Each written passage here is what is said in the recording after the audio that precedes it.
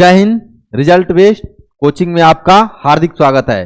तो आइए हम आज का करंट अफेयर्स देखेंगे, और आज का करंट अफेयर्स देखने से पहले हम क्या देखेंगे, एक छोटा सा कोटेशन जो कि बहुत इंपॉर्टेंट होता है लाइफ के लिए। तो आइए हम कोटेशन देखते हैं। तो कोटेशन क्या है हमारा? तो कोटेशन है कि सच्चा व्यक्ति, देखिए कोटेशन क्या है, सच्चा व्यक्ति न तो आस्तिक होता है, और आस्तिक मतलब न ज्यादा आस्था रखता है, ना आस्तिक होता है और न ही ज्यादा नास्तिक होता है। यानी ना वो आस्तिक होता है ना नास्तिक होता है, ना भगवान में ज्यादा विश्वास करता है ना कम विश्वास करता है, ठीक है। लेकिन सच्चा व्यक्ति होता क्या है, बल्कि सच्चा व्यक्ति क्या होता है, वो हमेशा वास्तविक होता है। ना वो ज्यादा नास्तिक, ना ज्यादा दिखावा करेगा, ना ज्यादा क्या करेगा, ना कम दिखावा करेगा, ज्यादा दिखावा भी नहीं करेगा, कम दिखावा भी नहीं करेगा, वो वास्तविक में रहेगा। जैसा है एज इट इज वैसा रहेगा एकदम। अब दिखा के नहीं चलेगा कि अंबानी है नहीं अंबानी बन के चलेगा ना, ऐसा नहीं करेगा, ठीक है। ये कोटेशन बोला कौन था? तो ये स्वामी जी का कोटेशन है। स्वामी विवेकानंद ने ये बातें बोली थी कि सच्चा व्यक्ति न तो आस्तिक होता है ना नास्तिक होता है, बल्कि सच्चा व्यक्ति क्या होता है, हमेशा वास्तविक होता है। इसीलिए जीवन में हमेशा वास्तविक रहिए, दिखावे की जिंदगी नहीं जीना है, ठीक है। तो आइए अब हम आज की करंट अफेयर्स की क्वेश्चन देखते हैं। और पहला क्वेश्चन क्या है? तो पहला क्वेश्चन है हमारा, पहला क्वेश्चन क्या है? पहला क्वेश्चन है 12 दिसंबर को कौन सा दिवस मनाया जाता है? रोज की तरह पहला क्वेश्चन ही हमारा होता है दिवस वाला, यानी आप दिवस देखिए। और आज से एक नया करंट अफेयर्स में हमने वो सीरीज चालू किया है, जो कि अब रोज प्रतिदिन एक एक स्टेट को हम कराते जाएंगे। तो आज पहला स्टेट हम देख रहे हैं हिमाचल प्रदेश, ठीक है, जो कि आपको क्वेश्चन में मिलेगा, ठीक है। तो इसमें हमने क्या बताया कि 12 दिसंबर को कौन सा दिवस मनाया जाता है, यानी कौन सा दिवस मनाया जाता है? तो 12 दिसंबर को अंतर्राष्ट्रीय सार्वभौमिक स्वास्थ्य कवरेज दिवस मनाया जाता है। क्या मनाया जाता है? अंतर्राष्ट्रीय सार्वभौमिक स्वास्थ्य कवरेज दिवस मनाया जाता है। ये देख रहे हैं, यही इसका सिंबल है, लोगो है, ठीक है। आगे देखिए इसमें क्या होता है कि ये कब मनाया जाता है अंतर्राष्ट्रीय? तो 12 दिसंबर को मनाया जाता है। ये मनाया क्यों जाता है? तो यानी कि व्यक्तियों के क्या करता है कि व्यक्तियों, जो व्यक्ति जैसे गरीब आदमी है तो उसके वित्तीय कठिनाई अगर जैसे गरीब आदमी है उसके लिए भी क्या हो, स्वास्थ्य की गुणवत्ता अच्छी हो, इस चीज को ध्यान में रखते हुए स्वास्थ्य सेवाएं क्या हो, मतलब समान रूप से लोगों के पास पहुंच जाए, इसीलिए हम ये दिवस मनाते हैं, अंतर्राष्ट्रीय सार्वभौमिक स्वास्थ्य कवरेज दिवस मनाते हैं, ठीक है। इसकी शुरुआत कब हुई थी? तो संयुक्त राष्ट्र यानी यूएन ने 12 दिसंबर 2012 को इसकी शुरुआत की थी, ठीक है। तो आगे के क्वेश्चन देखते हैं, अगला क्वेश्चन देखते हैं। अगला क्वेश्चन क्या है? तो अगला क्वेश्चन है कि सीरिया में विद्रोही गुटों ने किसे अंतरिम प्रधानमंत्री नियुक्त किया है, ठीक है। यानी किसे अंतरिम प्रधानमंत्री नियुक्त किया है? ये अंतरिम प्रधानमंत्री का मतलब होता है कि अभी यहाँ चुनाव नहीं हुआ है, ये बस इनको नियुक्त कर दिया गया, जैसे बांग्लादेश में हुआ था, ठीक है। तो वही अंतरिम प्रधानमंत्री किसे नियुक्त किया गया है? तो इनका नाम है मोहम्मद अल वसीर नाम है, और यही है अंतरिम प्रधानमंत्री मोहम्मद अल वसीर है। अगर हम सीरिया के बारे में बात करें कि है कहां मैप में, तो देखिए सीरिया ही है, सीरिया दिख रहा है आपको, देखिए ये है सीरिया, ठीक है, सीरिया है, ये दिख रहा है ना सीरिया। इसकी कैपिटल दामिश्क है, तो यह है सीरिया। और ये अभी बहुत ज्यादा न्यूज में है, इस पे इजराइल भी थोड़ा सा अपना क्या कर रहा है, अब दबदबा जमा रहा है। तो यहीं के जो प्रधानमंत्री बने हुए हैं, कौन बने हुए हैं? मोहम्मद अल बशीर, इनको क्या किया गया है, यहाँ के अंतरिम प्रधानमंत्री नियुक्त किया गया है, ठीक है। तो अब हम आगे क्वेश्चन इसके बारे में थोड़ा सा देख लें कि ये क्या है। तो क्वेश्चन इसमें देखते हैं, ठीक है। देखिए आगे क्या है कि ये सीरिया में विद्रोही गुटों के मतलब क्या किया, मोहम्मद अल बशीर को अंतरिम प्रधानमंत्री बना दिया। अंतरिम प्रधानमंत्री का मतलब हमने बताया था कि क्या है, अभी चुनाव नहीं हुआ है और उनको नियुक्त कर दिया गया है कि ये प्रधानमंत्री रहेंगे, ठीक है। अब देखिए इनके क्या है, जल अल बशीर जो बने हैं किसके खत्म होने पर, राष्ट्रपति खत्म मतलब जाने पर, बशर अल असद राष्ट्रपति यहाँ के थे, वो क्या हुआ, तख्त पलट में भाग गए हैं, उसके बाद इनको बनाया गया है। और ये कब तक अपने पद पे बने रहेंगे? 1 मार्च 2025 तक इस पद पे बने रहेंगे। उसके बाद क्या कराया जाएगा, सीरिया में चुनाव कराया जाएगा, ठीक है। इस बात को आपको बिल्कुल ध्यान रखना है। ये क्या है, इनकी कैबिनेट छोटी होगी, और ताकि सुचारू रूप से कामकाज चलाया जाए, जब चुनाव नहीं हुआ है तो कैबिनेट छोटा नहीं रखा जाएगा। और ये क्या थे, इनको बनाया इसलिए गया है क्योंकि इदलिब प्रांत के क्या थे, ये प्रशासन संभालते थे, और विद्रोहियों का जहां इदलिब जो प्रांत है वो विद्रोहियों का क्या था, एकदम गढ़ था, यानी कि विद्रोहियों का इनके पास पूरा समर्थन था, इसीलिए इनको बना दिया गया है, ठीक है। तो अगला क्वेश्चन देखते हैं। आगे का क्वेश्चन क्या है कि वेदांत समूह की कंपनी हिंदुस्तान जिंक ने दुनिया का पहला औद्योगिक जिंक पार्क कहां स्थापित किया है? एकदम इस क्वेश्चन को ध्यान में रखना है कि क्या कह रहा है कि दुनिया का पहला औद्योगिक जिंक पार्क कहां स्थापित किया गया है? तो वो पार्क स्थापित किया गया है राजस्थान में। ठीक है, राजस्थान के बारे में अगर देखें तो देखिए यही है, औद्योगिक जिंक पार्क स्थापित किया गया है। और इसके बारे में हम अगर देखें तो ये क्या है? राजस्थान के कौन? चित्तौड़गढ़ जिला में ये लगेगा, यानी राजस्थान के चित्तौड़गढ़ जिला में दुनिया का सबसे बड़ा औद्योगिक जिंक पार्क लगाया जाएगा। ये बात को आपको विशेष ध्यान रखना है, क्योंकि दुनिया का पहला है, इसलिए इसको ध्यान में रखना है। ठीक है, यानी राजस्थान में दुनिया का पहला ये लगाएगा। और देखिए इसमें क्या होगा, इसमें रिन्यूएबल एनर्जी से संचालित होने वाला पार्क यानी चित्तौड़गढ़ जिले के चंदेरिया में स्थापित होगा। ठीक है, चित्तौड़गढ़ जिले के कहां स्थापित किया जाएगा? चंदेरिया में स्थापित किया जाएगा। कभी कभी क्वेश्चन इतना भी डीप में चला जाता है। इससे क्या होगा? जिंक, लेड, सिल्वर सहित अन्य उत्पादों की आपूर्ति की जाएगी। किसका? जिंक, लेड, सिल्वर यानी अन्य उत्पादों की आपूर्ति इसमें की जाएगी। और इससे क्या फायदा होगा? इस पार्क को स्थापित करने से लगभग वहां 2 लाख लोगों को क्या मिलेगा? रोजगार मिलेगा। ठीक है, अब इसमें क्या होगा? हिंदुस्तान जिंक जो है वर्तमान में 10 लाख टन जिंक प्रति वर्ष क्या करता है? बना रही है। ठीक है, इससे क्या होगा? इस पार्क का बनाने का लक्ष्य यह है कि अब ये अपना जो है प्रति वर्ष जो बना रही है उसको क्या करेगी? 10 लाख से 20 लाख टन तक लेकर जाएगी। ठीक है, तो अगला क्वेश्चन हम देखते हैं। अब आगे क्वेश्चन क्या है? अगला क्वेश्चन है कि हाल ही में निधन हुए एमडीआर रामचंद्रन किस राज्य या केंद्र शासित प्रदेश के मुख्यमंत्री हैं? नाम से ही आपको थोड़ा सा इसमें लॉजिकल क्वेश्चन में कभी कभी क्या एलिमिनेट करना चाहिए। नाम है रामचंद्रन, तो नॉर्थ इंडिया के तो लग नहीं रहे हैं, तो क्या है? एमडीआर रामचंद्रन। तो देखिए नॉर्थ इंडिया के नहीं है, तो ये सभी साउथ इंडिया के ही दिख रहा है। तो ये कहां के थे? तो पुडुचेरी के थे। यही है एमडी रामचंद्रन। ठीक है, एमडी रामचंद्रन के बारे में अगर हम बात करें तो ये क्या थे? पुडुचेरी के पूर्व मुख्यमंत्री थे और 7 मई 1934 को इनका क्या हुआ था? जन्म हुआ था। ठीक है, ये विधायक कब बने थे? यानी कि ये कांग्रेस पार्टी से अपनी भारतीय राष्ट्रीय कांग्रेस से अपनी राजनीतिक पार्टी मतलब राजनीतिक यात्रा अपनी शुरू की और 39 ईयर्स यानी 39 वर्ष की आयु में ये क्या बन गए थे? पहली बार विधायक बने थे। ठीक है, और क्या हुआ? 1969 से 1977 तक क्या रहे? ये मंत्री रहे थे और 1980 में द्रमुक के तहत पहली बार पुडुचेरी के मुख्यमंत्री बने थे। द्रमुक एक पार्टी है तमिलनाडु की, उसका और कांग्रेस के गठबंधन से पहली बार 1900 कब बने थे? यानी कि 1980 में पहली बार ये मुख्यमंत्री बने थे। ठीक है, अगर क्वेश्चन पूछ दिया, क्वेश्चन ऐसे नहीं पूछेगा कि हाल ही में निधन हुआ कौन है? एमडीआर। अगर इनके ये क्वेश्चन पूछेगा तो क्वेश्चन तो बताया हूं, लेकिन अगर पूछ देगा कि एमडी रामचंद्रन पुडुचेरी के पहली बार मुख्यमंत्री कब बने थे? तो कब बने थे? 1980 में। ठीक है, आइए अगला क्वेश्चन देखते हैं। आगे का क्वेश्चन क्या है कि आईएनएस तुसील किस नौसेना में शामिल हुआ है? यानी किस नौसेना में शामिल हुआ है?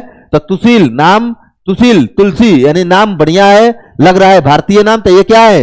यानी भारतीय नौसेना में शामिल हुआ है तुसील। ठीक है, आइए इसके बारे में अगर हम बात करें तो ये क्या है? तो इसके बारे में तुसील एक रूसी निर्मित गाइडेड मिसाइल है। क्या है? रूस द्वारा निर्मित एक गाइडेड मिसाइल है और इसमें क्या किया जाता है? भारतीय नौसेना में इसको शामिल किया गया है। ठीक है, अब देखो इसमें क्या होगा? भारत रूस नौसेना सहयोग का एक महत्वपूर्ण मील का पत्थर ये साबित हुआ है। ठीक है, इसमें देखो यह युद्धपोत 2016 में भारत और रूस के बीच 4 स्टेल्थ फ्रिगेट्स के समझौते का परिणाम है। यानी कि एक समझौता हुआ था जिसको हम बोलते हैं 4 स्टेल्थ फ्रिगेट्स समझौता, और ये भारत और रूस के बीच में हुआ था 2016 में। उसी में तुसील को क्या किया गया था? तुसील को निर्मित किया गया था। ठीक है, आगे क्वेश्चन देखते हैं। अगला क्वेश्चन क्या है? अगला क्वेश्चन है कि सिटियास टेक को 2024 में किस श्रेणी में AWS पार्टनर अवार्ड से सम्मानित किया गया है? तो किस में सम्मानित किया गया है? यानी कि industry partner of the year health care and life sciences में इसको सम्मानित किया गया है AWS, ये अवार्ड। ठीक है, इसका लोगो। अब देखिए इसमें क्या हुआ है कि 2024 में इसको भूगोल और वैश्विक AWS पार्टनर के लिए इसको सम्मानित किया गया है। और देखिए इसमें industry partner of the year health care and life sciences श्रेणी में विजेता घोषित हुआ है। क्वेश्चन पूछ देगा कि किसमें विजेता घोषित हुआ है, तो ध्यान रखना है industry partner of life health care and life sciences में ये क्या हुआ है? विजेता घोषित हुआ है। ठीक है, अब देखो इसके बारे में अगर हम बात करें तो यह पुरस्कार हेल्थ केयर और लाइफ साइंसेज में उनके नवाचार और मिशन आधारित समाधानों के लिए समाधानों को क्या है? निराकरण करने के लिए इसको दिया गया है। किसमें दिया गया है? हेल्थ केयर और लाइफ साइंसेज और उसके नवाचार, नवाचार मतलब नए नए तरीका, नए नए इन्वेंशन किया, इसीलिए इसको पुरस्कार दिया गया है। ठीक है, आगे क्वेश्चन देखते हैं। अगला क्वेश्चन क्या है? अगला क्वेश्चन है कि बुर्किना फासो भारत के अगले राजदूत के रूप में किसे नियुक्त किया गया है? इसके बारे में हम कल वाला करंट में क्या किए थे? कल वाला करंट में अच्छे से डिस्कस किए थे, उसका मैप में दिखाए थे। अगर आपको इसमें बुर्किना फासो कहां है डाउट है तो जाना है कल का करंट अफेयर्स, आपको सर्च करना है और देखना है रिजल्ट बेस्ड कोचिंग के क्या है चैनल पे। ठीक है, आइए तो इसमें किसको किया गया है? राजदूत किसे नियुक्त करने की सिफारिश की गई है? तो वह है ओम प्रकाश मीना। ओम प्रकाश मीना यही है। ठीक है, ओम प्रकाश मीना को राजदूत नियुक्त करने की सिफारिश की गई है। अब देखो ये क्या है? भारत के यानी कि बुर्किना फासो में भारत के अगले राजदूत होंगे। ठीक है, राजदूत का काम होता है वहां क्या है कि अगर भारतीय लोग यानी कि अगर वहां से कोई बुर्किना फासो से भारत आना चाह रहा है तो पहले यहाँ क्या करेगा? अपना उपस्थिति दर्ज कराएगा कि हम भारत जाना चाह रहे हैं। उस आदमी का रिकॉर्ड चेक किया जाएगा, वहां राजदूत चेक करेंगे कि सही सलामत है, ठीक ठाक है, तो भेज देंगे भारत। वीजा उसका दे देंगे, यानी पासपोर्ट और वीजा अपना बनाएगा और आके क्या करेगा? मजे से भारत में घूमेगा। ठीक है, यानी कि कार्यभार अभी संभाले नहीं है, जल्द ही संभालेंगे बुर्किना फासो के बीच। बुर्किना फासो से हमारा क्या है? संबंध सही है, इसलिए वहां कोई दिक्कत नहीं है। यहाँ 1996 में पहली बार बुर्किना फासो ने हमारे देश में 1996 में नई दिल्ली में क्या खोला था? अपना दूतावास खोला था। अब मान लो हमको बुर्किना फासो में जाना है तो उसी के दूतावास में जाएंगे और जाके हम क्या कहेंगे? हमको उस देश में जाना है, हमारा यहाँ रिकॉर्ड चेक किया जाएगा, हमको दे देगा वीजा, आराम से घूम लेंगे वहां। ठीक है, अब देखो इसकी शुरुआत कब हुई थी द्विपक्षीय? तो 1976 में ये हुई थी, जब बुर्किना फासो के एक मंत्री भारत आए थे तब इसकी शुरुआत हुई थी। ठीक है, आगे के क्वेश्चन देखते हैं। अगला क्वेश्चन क्या है? अगला क्वेश्चन है कि भारत इलेक्ट्रॉनिक्स लिमिटेड के मुख्य सतर्कता अधिकारी सीबीओ के रूप में हाल ही में किसे नियुक्त किया गया है? यानी किसे नियुक्त किया गया है? तो नीलाभ सेन गुप्ता को नियुक्त किया गया है। यही है नीलाभ सेन गुप्ता, इन्हीं को पहली बार क्या किया गया है हाल ही में, यानी इलेक्ट्रॉनिक्स लिमिटेड वेल के मुख्य सतर्कता आयुक्त के रूप में नियुक्त किया गया है। ठीक है, इनके बारे में बात करें तो ये 1997 के अधिकारी हैं, बैच के अधिकारी हैं और भारत के इलेक्ट्रॉनिक्स लिमिटेड के मुख्य सतर्कता अधिकारी के पदभार संभाले हैं इन्होंने। ठीक है, इन्होंने क्या किया था? 1996 में जदवपुर विश्वविद्यालय इलेक्ट्रॉनिक्स एंड दूरसंचार में बीई की डिग्री प्राप्त की थी और 1998 में क्या हुए थे? IRSSE में शामिल हुए थे। ठीक है, तो इनके बारे में ये देख लिए। अगला करंट अफेयर्स देखते हैं, सबसे इंपॉर्टेंट है जो हम आपको पहले ही अनाउंस किए थे। तो आज से करंट अफेयर्स में एक नया अध्याय जुड़ रहा है, राज्य विशेष। राज्य विशेष में पहला राज्य है हिमाचल प्रदेश को हम देखेंगे। तो आइए क्वेश्चन से ही शुरुआत करते हैं। इसमें क्या है कि निम्नलिखित में से शिमला कहां की राजधानी है? शिमला कहां की राजधानी है? तो पहला हिमाचल प्रदेश, पहले ही बोल दिया है। तो हिमाचल प्रदेश की राजधानी कहां है? शिमला है। ठीक है, ये है शिमला, देखिए वादियों में है, कितना मस्त है, पहाड़ों पे है शिमला। अब हम डिटेल्स से बात कर रहे हैं धीरे धीरे हिमाचल प्रदेश की। अगर एक दिन में हिमाचल प्रदेश के आज क्लियर नहीं होगा तो कल के भी करंट अफेयर्स में हिमाचल प्रदेश, एक राज्य जब पूरा हो जाएगा उसके बाद अगला राज्य को हम देखेंगे। तो आइए इसके डिटेल्स में देखें। तो ये है हिमाचल प्रदेश, देखिए यहाँ है इसका लोकेशन हिमाचल प्रदेश में, ये दिख रहा है हिमाचल प्रदेश को उसको अलग करके इसी लोकेशन से है, यानी कि ये भारत के सबसे नॉर्थ में है। राज्यों में अगर बात किया जाए तो भारत के सबसे नॉर्थ स्टेट है। ठीक है, केंद्र शासित प्रदेश यहाँ ये लद्दाख और जम्मू कश्मीर केंद्र शासित प्रदेश हैं। इसलिए अगर राज्य पूछेगा कि भारत का सबसे उत्तरी राज्य कौन सा है तो कौन सा है? हिमाचल प्रदेश। ये ध्यान में रखना है क्वेश्चन। ठीक है, लेकिन अगर राज्य और केंद्र शासित प्रदेश पूछेगा तब लद्दाख आएगा। ठीक है, ये बात विशेष ध्यान रखना है। अब देखिए इसके बारे में अगर थोड़ी बात करें तो हिमाचल प्रदेश का शाब्दिक अर्थ क्या होता है? बर्फीले पहाड़ों का प्रांत। यानी कि हिमाचल प्रदेश का पहले अर्थ अगर हम देखें तो इसका मतलब होता है बर्फीले पहाड़ों का प्रांत, यानी वहां केवल बर्फ है। इसलिए क्या होता है, अगर किसी के गर्मी के दिन में शादी हो गया मान के चलिए, तो क्या करेगा? हनीमून मनाने कहां जाएगा? हिमाचल प्रदेश, आराम से ठंडी ठंडी, क्योंकि गर्मी में शादी करना सबसे खतरनाक होता है। ठीक है, आनंद नहीं आदमी ले पाएगा। तो इसीलिए क्या है, बर्फीला पहाड़ों के प्रांत में आपको गर्मी के दिनों में शादी करिए तो सीधे निकल जाइए शिमला। ठीक है, अब देखिए इसके बारे में हम बात करें तो इसका टोटल एरिया क्या है? 55,663 वर्ग किलोमीटर में फैला हुआ है। रैंक के अगर स्थान के हम बात करें कि भारत के कौन से नंबर का स्थान है, मतलब क्षेत्रफल की दृष्टि से, तो 17 यानी 17वां स्थान है। ठीक है, इसकी पॉपुलेशन की बात करें तो कितना है?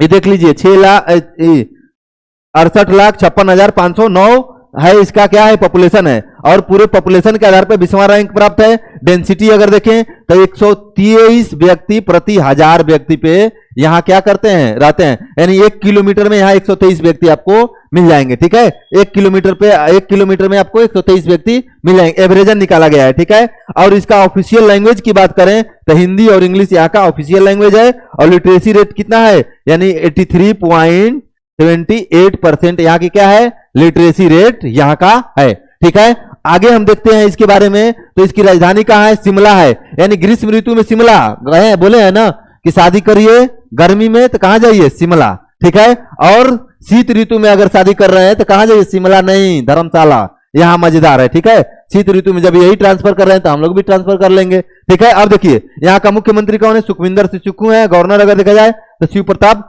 शुक्ला है। ठीक है, और हिमाचल प्रदेश में अगर सरकार की बात की जाए तो जो विधानमंडल होता है ना, एक सदनीय विधानमंडल है, द्विसदनीय नहीं है। और विधानसभा में सीटों की संख्या है 68। ठीक है, 2 प्रकार की विधानसभा होती है, एक विधानसभा, एक विधान परिषद, जो राज्यों में बनाई जाती है। तो हिमाचल प्रदेश में केवल विधानसभा है। ठीक है, ये ध्यान रखना है, एक सदनीय है विधानमंडल, द्विसदनीय नहीं है। द्विसदनीय केवल 6 राज्यों में है, और जब वो राज्य आएगा तो हम नाम बताते चले जाएंगे। ठीक है, ये देखना है, ये ध्यान देना है। और देखिए इसमें राज्यसभा की कितनी सीटें हैं हिमाचल प्रदेश में, 3 सीटें राज्यसभा की है। और लोकसभा की कितनी सीटें हैं हिमाचल प्रदेश में, 4 सीटें लोकसभा की हैं हिमाचल प्रदेश में। और क्या है, इसका उच्च न्यायालय कहाँ है, हिमाचल प्रदेश उच्च न्यायालय वहां है। और इसके वाहन पे जो अक्षर लिखा जाता है, वाहन मतलब गाड़ी पे का नंबर जो लिखा जाता है, HP ऐसे लिखा जाएगा, HP। जैसे हर राज्य का अपना होता है वाहन अक्षर, तो ये क्या है, यहाँ का HP वाहन अक्षर है। ठीक है, अगर मतलब ये है हिमाचल प्रदेश का एक अभी छोटा सा जानकारी। धीरे धीरे अब इसका कल हम क्या लेकर आएंगे, इसका हिस्ट्री लेकर आएंगे, इसका भूगोल लेकर आएंगे, अलग अलग करंट अफेयर्स में रोज आपको इसका अपडेशन मिलेगा। हिमाचल प्रदेश कंप्लीट हो जाएगा, उसके बाद हम पंजाब देखेंगे, उसके बाद हरियाणा देखेंगे, इसी तरह हम 28 स्टेट देख लेंगे, उसके बाद हम यूटी देखेंगे। ठीक है, तब तक के लिए धन्यवाद। रिजल्ट बेस्ड कोचिंग में आपका स्वागत है। जय हिंद, जय भारत।